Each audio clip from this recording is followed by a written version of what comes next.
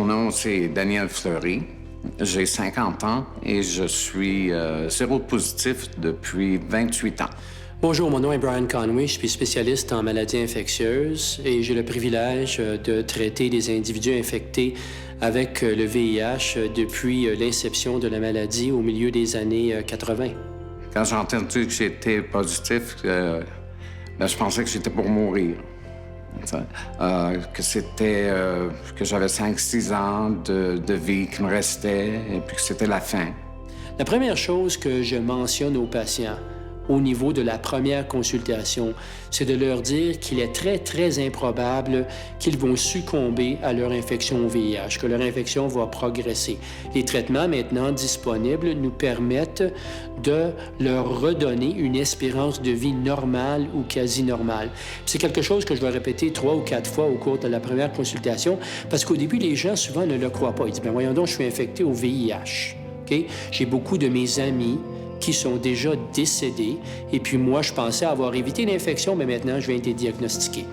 Puis la chose que l'on doit clarifier, c'est que le traitement maintenant disponible va leur permettre de vivre une vie normale.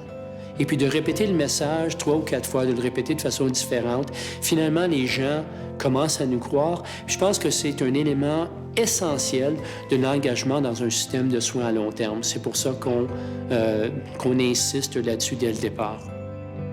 Les choix que j'ai faits, c'était de vivre ma vie à plein, de faire les choses que j'ai toujours voulu faire, d'explorer et puis de ne pas regarder en arrière, d'aller vers devant et puis de ne pas regretter, de réellement vivre à plein et puis vivre chaque jour comme si c'était la dernière journée que j'avais à vivre.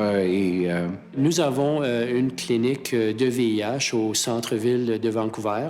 Les individus qui nous sont référés sont, dans la plupart des cas, des gens qui ont été récemment diagnostiqués avec l'infection au VIH. À l'arrivée à la clinique, ils ne noteront aucune différence avec une autre clinique ou un autre cabinet de médecins.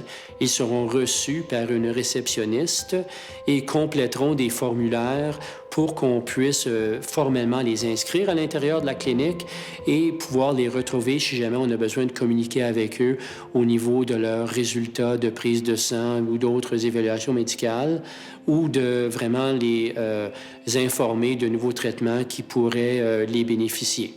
Mais je pense au cours des 5 à 7 dernières années, on a simplifié les traitements.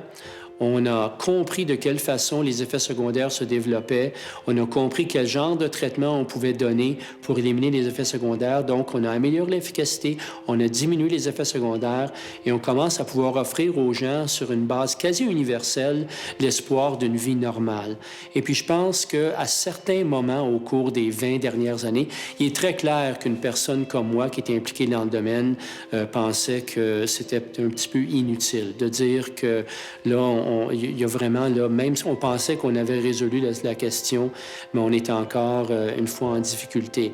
Mais d'avoir pu persister, d'avoir pu rencontrer des gens vraiment extraordinaires qui vivaient de façon très honorable, je dirais, avec leur maladie, m'ont inspiré à continuer à travailler dans le domaine.